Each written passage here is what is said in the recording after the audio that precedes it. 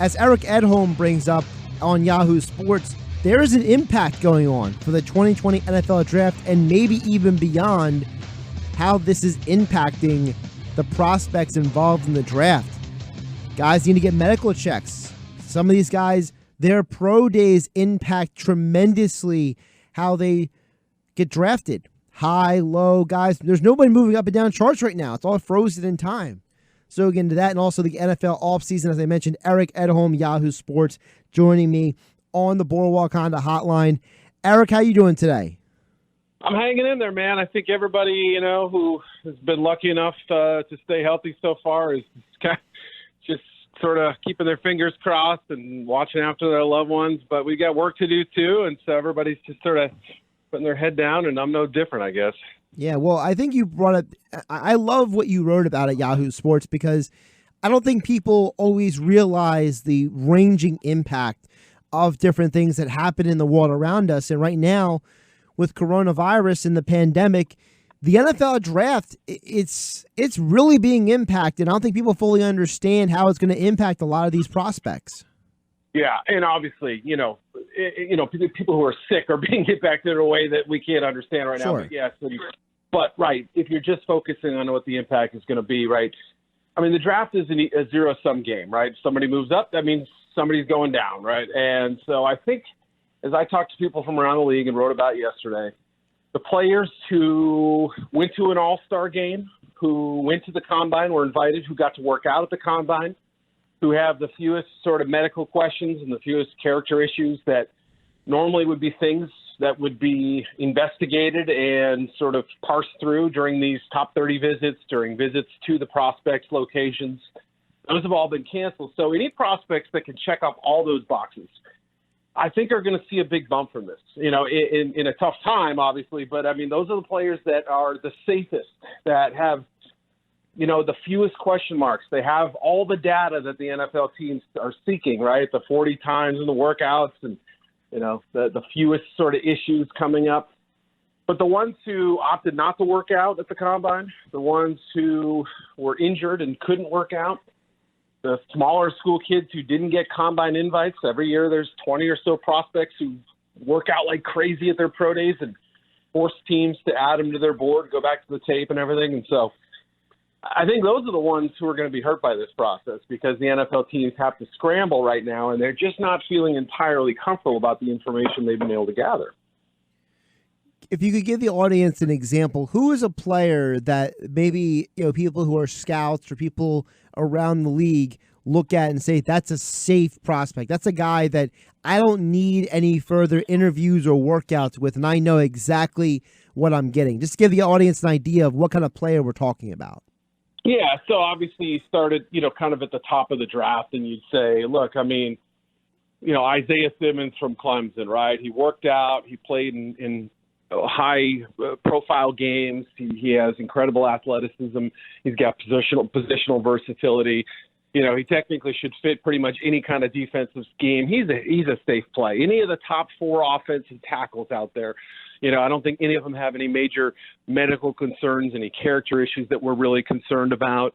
Those are guys who are going to be helps. And the quarterbacks are always going to have value, but Tua Tagovailoa is somebody who was counting on this pro day in April, and I think it'll still happen in some form, right? He can go into an empty gym and, show people how he works or, works out and moves around and stuff, but there's still the sense I got was that it's different when you're watching a guy live, when you're in person and you can see how they move around, not only during the drills, but between drills, and just sort of see what the effect is and what's the velocity when you're standing up next to the passes. Are these coming out with zip?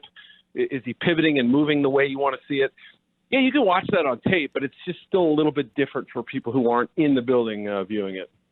Speaking of Tua, is he a guy that I think, in my opinion, I think teams are going to want him just because they know of the intangibles.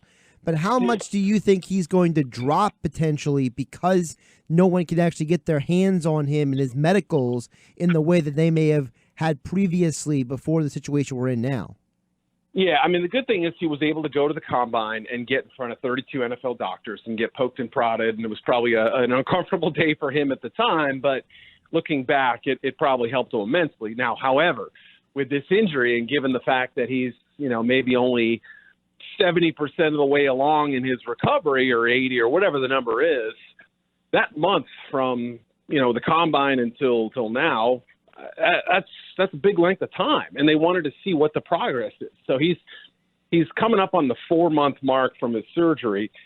And, the recovery can improve or stagnate in that 3 to 4 month window, as I understand it, talking to some medical people.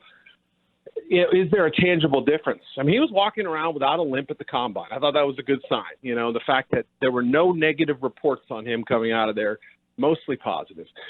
But again, just not having that complete picture, it wouldn't completely stun me if a Justin Herbert was drafted ahead of him 1 or 2 spots or a handful of spots, just because of the fact that Herbert doesn't have those same kind of questions, even if his ceiling might be a little lower. I also think back to, Eric, about the fact that other players who have had injuries coming into the draft, some of them have benefited by dropping in the draft. For example, I remember, Willis McGahee, that horrific injury he had in the national championship game, and he went on to have a really great career, but part of it was because he ended up in a good situation. So could it be that, a guy like Tua, that he could actually drop to a better team in a better situation because of all this? Possibly. It's really tricky with quarterbacks, too, because up until really last year or the year before, I mean, the number of quarterbacks who were drafted in round 1 for about a 4 or 5 year stretch, I think it was 10 out of 11 were trade-up spots. So basically teams moving up from lower to get to a higher spot. So that can also impact it, too. It's really hard to say where he's going to end up. I think the Chargers are a team you have to consider, given that they haven't really done anything to their quarterback position other than let Phillip Rivers go this offseason. We know Tyrod Taylor's there. They're a team that absolutely could. And they're one of those teams that I think people recognize. Look, were they the 6th worst team in football last year? Fine, maybe. Are they going to be the 6th worst team in football this coming season? Probably not. I mean, I think they're better than that. So that can also help, too. You fall to a team or you land with a team that has an uncharacteristically bad year, replete with injuries in other spots, it may end up working fine for him, even if he is the 6th pick or whatever. Eric Edholm joining us here on the Boardwalk on the hotline on 97.3 ESPN. Follow on Twitter at Eric_Edholm. Eric, I wanted to ask you also about one of your recent mock drafts. So you had the Eagles drafting wide receiver Brandon Ayuk from Arizona State, but the very next pick, Justin Jefferson, goes to the Bills, and that might change now with them acquiring Stephon Diggs, and we know the first pick was traded, so who knows what could actually happen there. But I thought it was interesting that you had the Eagles with the Arizona State wide receiver instead of the LSU wide receiver. So talk a little bit about what you expect the Eagles to do at 21 and why you like certain receivers better than others for the Eagles. Yeah, no, it's a great question. And I think that was, 3 or 4 weeks ago that I did. And obviously all the free agency movement has changed everything, as you pointed out. So, you're working off of a limited information. But, yeah, I do try to think about what type of receiver. Not all receivers are the same, as everybody knows. There's big ones, there's small ones, there's fast ones, there's the quick, short area guys. There's slot receivers, outside guys who can do both. So, what badly is needed on that offense, I expect, is speed, and they just didn't really have a lot of separators last year. A lot of guys who can, could win downfield. And what I loved about Ayuk was, his nickname there was Ayak, Y-A-C, yards after catch. You could throw him a 2-yard hitch and he could turn it into a 50-yard gain. You could also throw a jump ball to him 45 yards down the field, and he turned 50-50 balls into 70-30 balls. He was very good at coming out with those contested catches. He's got one of the longest wingspans. He's only 5'11 3/4, but he's got the wingspan of a receiver like a Calvin Johnson. I mean, he's not that type of player, but it's sort of deceiving just how long his arms are. So it's pretty impressive to watch him, the growth he made from 2018 to 19. I just think it's a player they'll like. I would throw Denzel Mims from Baylor in that discussion. If they want somebody with a little different style game, maybe Jalen Reagor from TCU. If they go receiver, those are all possibilities, I think. And with Jefferson, more of a big slot guy, more of a slant and two-way go kind of guy. I don't necessarily think you want to be running posts and stuff with him. How much do you think also the fact that we saw N'Keal Harry get drafted late in the first round last year from Arizona State. The fact that you have a guy like Brandon coming from a program like Arizona State with Herm Edwards and all of those NFL level coaches that he has over there, how much does that maybe impact how teams are evaluating some of those guys to say that this guy's coming from a program with NFL people versus someone coming from, let's say, like a spread offense? Yeah, no, it's an interesting point. And the fascinating thing, too, is that most teams had second-round grades on N'Keal Harry last year. I would be willing to bet, I don't know for sure, but I would be willing to bet the Patriots had a second-round grade on him as well because, he didn't have the great vertical speed, that sort of thing. I think most people felt pretty good about him as a prospect. But Ayuk has gotten some better grades than even Harry did last year. It wouldn't shock me if he goes higher than him. And he played with a freshman quarterback last year who, was kind of thrown into the fire a little bit. The offensive line was not good at Arizona State last year. So despite those conditions, he thrived. He was also a really good kick returner, too. And, Herm Edwards still maintains a lot of relationships around the NFL. Marvin Lewis was a consultant there last year. I'm forgetting his name right now. I'm the linebacker for the Giants, Antonio Pierce. Yeah. Yeah. Just blank for a second there. But, he is a rising head coach type of candidate in the college ranks, possibly in the NFL one day. He's somebody who I think carries a lot of respect and weight as well. So I go back to what I said earlier about the comfort level of prospects. That kind of helps when you have somebody who's been in the league, who knows what an NFL receiver looks like, and can say, yes, this guy is going to be X, Y, or Z. That adds to that comfort level, I think. Shifting away from the NFL draft, I wanted to ask a couple of questions about the NFL offseason as well. Just an Eagles question, because a lot of people have been talking about, the Darius Slay trade. I think one of the things that's come out that's very interesting about him is the fact that this is a guy who was targeted almost 200 times over the last 2 seasons, and he's only allowed about 51% completion percentage against him. So you're talking about a guy who he's a really, really, really good corner. And I feel like that's something that this Eagles team desperately needed. Do you feel like that is a guy quality enough to allow the Eagles to maybe look at other things in the NFL draft? Yeah, I still think they could draft a corner, but obviously we're probably not talking about that first-round select. Well, maybe. I mean, you never know who slides. Obviously, if C.J. Henderson was there, I think they'd sit there and say, wow, this is just rare value. And like last year, I think they looked a year ahead with Dillard and said, this pick is probably more for 2020 than for 19. And so I always appreciate the Eagles' sort of broad view of the draft in the sense that, they think of needs a little differently than maybe some other teams, and they're smart about it. So, yeah, if the right corner was there early on, would they consider him? Sure. But does Slay absolutely upgrade that secondary? I think so. And when he played less effectively down the stretch, you can chalk it up to 2 things. One being Quandre Diggs being traded. I think that whole unit felt like, wait, what? Why do we let go of one of our core guys? Broke down that secondary, the one that looked so good against Mahomes and the Chiefs early in the year, looked completely ineffective. It was one of the worst defenses statistically last season. So, that's part of it. And I think he was a little mentally checked out. You can tell by his comments, his tweets, everything he said since, before the trade and even since. He didn't want to play for that team. Is that a negative against him? Perhaps. But if he's engaged, and certainly Jim Schwartz knows what he's getting, he had him before, this could be a steal for what they paid in terms of the draft picks. And I know the contract's hefty, but I really like the player. I think he's still got several good years left. Another player in the draft that live Eagle fans and a lot of people have heard about, because with Malcolm Jenkins leaving the Eagles, is LSU Grant Delpit. One, do you think he would fit what the Eagles do on defense? And 2, how do you project him for the NFL? Yeah, I mean, he's an interesting player. He's got great range, good instincts. I don't think he's, last year seemed to prove that even though he was sort of playing through this high ankle sprain and everything like that, he may not be as good a playmaker as some people thought he would be. And I think a lot of people also wanted to make him the next Jamal Adams and this sort of fiery leader. That's not really his temperament, but there's still a lot to like about him as a prospect. But I think he's going to be one of those guys who's hurt. He didn't run at the combine. We don't have a number on him. They were able to do the medical testing. He was basically playing it safe with the ankle and saying, I'll wait for my pro day. Of course, now we know that's been canceled.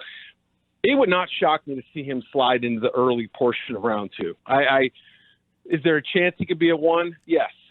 early in the year, I think people are saying top 10 pick, top 12, all kinds of tackling issues that I don't think had a lot to do with the ankle, frankly. He had a broken collarbone in 2018. Some people say he favors it a little bit, but he's got size, he's got range, he's got instincts. He's a good football player. I just think that if you ask me right now, I would say it's a little more likely that he goes in the early portion of round 2 than late in round 1, I would say. In the first hour, I was mentioning this to the audience, and I think it's something I'm very intrigued by, which is Marquand Manuel. The Eagles hired him to be their defensive backs coach. We know he comes from that Dan Quinn system, the Seattle defense, which is a very different defense than what Jim Schwartz runs. So I'm curious, could that have an impact on how the Eagles evaluate their secondary this coming year, that maybe they're going to make some adjustments to how they play their defensive backs as they're bringing in a guy like Manuel who comes from that Seattle system, which is a little bit different setup than Jim Schwartz? Yeah, Jim obviously plays a lot of man defense, and not, not extensively, but a lot. And, that kind of Seattle Quinn system, and it's spread out to a few different teams as well. You're more looking for the cover 2, cover 3 guys, but they seek the longer arm guys. They're still asking them to kind of reroute them at the line. If you're looking for kind of the old Seattle measurement was they wouldn't take a corner above a certain point in the draft that didn't have 32-inch arms. I mean, it's one of those things you could almost just go down the list and cross off any cornerback who didn't have that long a reach and say they're not a fit for Seattle unless we're talking, 5th, 6th, 7th round or something like that. So, maybe the body types change a little bit. They went for I know they had Sidney Jones, but they went for some of the smaller, quicker guys at one point. I don't know. It absolutely could have an impact, but I'm not 100% certain what that's going to be. Excluding Tom Brady from this question and answer, what is the free agent move that has happened so far that has stood out to you the most this week? Good question. Jimmy Graham signing for $9 million guaranteed in Chicago. I'm based in Chicago. Maybe it's the first one that popped into my head. It was one of the stranger moves I think I saw. In that, did any part of him look like an $8 million per year tight end last year? And it just sort of felt like most of the moves that the Bears have made this offseason have been in response to failures before. So it's, you think of them as additions, but really they're just patching holes that they created themselves. That's one that kind of stood out where I thought, was anybody else offering anything like that? They could have had maybe a Greg Olsen at a cheaper price, and he's expressed some interest in coming back to Chicago. So I don't know. That was one that kind of stood out in more of a negative way. And obviously the fascinating one is Teddy Bridgewater in Carolina. Essentially choosing Teddy over Cam, and that's what they're doing. Is that the right move long term? Is Cam that injured that we don't, that his own team doesn't think he can play again? Is it more about the new coaching staff and a turning the page kind of thing? We'll see. But, right now it's been crickets on Cam, so maybe others think the same way. Speaking of Chicago, I know in our area a lot of people are very interested to see how Nick Foles plays out in Chicago. Sure. Because, he's worked with Matt Nagy, he's worked with John DeFilippo, so there's familiarity there on that coaching staff with him. And, whether you want to make the analogy or not, but a lot of times if you're a head coach and you didn't draft said quarterback and you walk in and you have a year or two with that quarterback, maybe Nagy's becoming disenfranchised with Trubisky and his limitations. Yeah, and Matt would always try to respectfully kind of couch his comments when asked about Mitch, but I think he let it slip a little bit when he said something to the effect of, I don't want to put words in his mouth, but he basically questioned whether he could read defenses this past year. He said, I want Mitch to be a master of understanding concepts. And it's like, okay, well, now we're heading into year 4 here. What is he not able to absorb? Because they've always said, look, he's always in the building. He's working at his craft. It's not as if this is some lazy kid who's going hitting balls at the range on the weekends. Like, no, this is a guy that in the past, at least, they've said has been there and worked. But it's not working, right? We haven't seen any kind of growth from Trubisky. So that's why they were forced to make this Foles move. And, yeah, the familiarity was a huge part about it because, we're sitting here with this coronavirus not knowing if we can gather as human beings in parties of 10 or more. It could affect OTAs, mini camps. So if you're going to go get a quarterback in the offseason to possibly unseat your incumbent starter, he better have some familiarity with the system, because if you're just going to throw him in there with the ones on the first day of training camp and they haven't had an offseason, it could be ugly, even if he's been studying up on his iPad or whatever. So I understand why they did that, and I think Foles has a chance to beat him out, for the week 1 job. On Twitter, at Eric_Edholm. Follow him on Twitter. NFL Draft, NFL News and Notes. Eric, one more before I let you go, and appreciate your time here on Saturday on 97.3 ESPN. New England Patriots, their next quarterback should be Jarrett Stidham, trade for Jacoby Brissett, or other. It could be both. It really could. I wouldn't be shocked to see Bill Belichick. First of all, there had been some rumblings at the Combine before we knew what Brady was going to do. We had heard that there was some talk about New England possibly moving down in round 1. And I've seen some people suggest an idea of, hey, what about a team like the Colts? Yeah, they have Phillip Rivers, but they probably are not looking to keep Brissett with low-end starter money on that roster. They're probably going to draft somebody. Could they move up from the top of round 2 into that 23rd spot New England holds? So, and maybe the vigorish is they give him Brissett. I don't know, but I don't know that New England could afford Jacoby's current contract. So I think they'll go Stidham, cheap veteran. Let's say the Colts cut Brissett or maybe trade him, and kind of possibly be open to drafting one along the way too. I mean, the highest pick they've used on a quarterback, I believe, was 62, and that was Jimmy Garoppolo. So I'm still not on board with them drafting somebody in the first round, and they don't have a second-round pick as things stand now. So I think Stidham's going to get a crack, but I think there'll be another veteran in the mix, possibly another rookie. Yeah, I'm curious, Eric, because of the fact that, the last 2 times you had a guy like Bill Belichick not have Tom Brady, you had quarterbacks like Drew Bledsoe and Vinny Testaverde were his quarterbacks. And, both of them were veterans at that point. So it'll be interesting to see if Belichick is actually willing to trust the young guy or not. Again, follow Eric on Twitter at Eric_Edholm. And as all guests, he joined us here on the Boardwalk Honda Hotline. Thanks, Eric. All right. Have a great weekend. See ya. 124 here on 97.3 ESPN. Great stuff as always from Eric Edholm here with us. Great insights on the draft, great insights on the NFL offseason as well. Again, you got to follow him on Twitter at Eric_Edholm. Does a lot of great work for Yahoo Sports.